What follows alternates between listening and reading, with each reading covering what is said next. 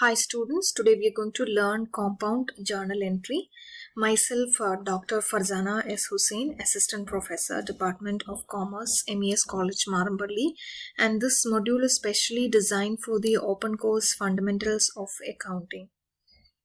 You all are familiar with a simple journal entry. A simple journal entry is one like this which you are all very familiar. That is a journal entry with only one debit and one credit. For example, for cash sales, the journal entry is cash account debtor to sales. You can see that the debit aspect is cash and the credit aspect is the sales account. Another example of payment of salary. The journal entry is salary account debtor to cash. The debit aspect is salary and the credit aspect is cash. So these are two examples for simple journal entry, which is also known as single journal entry. That is, there is only one debit aspect and there is only one credit aspect. Moving to what is a compound journal entry. A compound journal entry is one wherein a journal entry has two or more debit or two or more credit aspects. That is called as a compound journal entry. For example, this is a very familiar journal entry for you. That is for payment of cash. Payment of salary in cash, rupees 2000.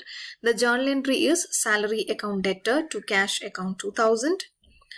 Another similar journal entry is for the payment of expenses, office expenses 3000. The journal entry is office expenses account debtor to cash.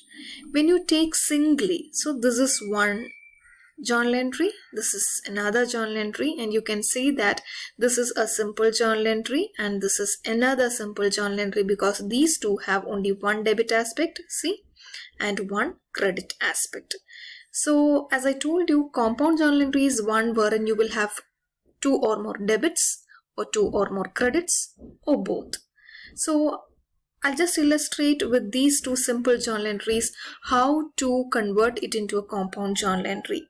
See, you can see that the two cash in credit side is common for both the journal entries. See, it is salary account debtor to cash and office expenses account debtor to cash. The credit aspect is same. The credit aspect is cash account in both these journal entry.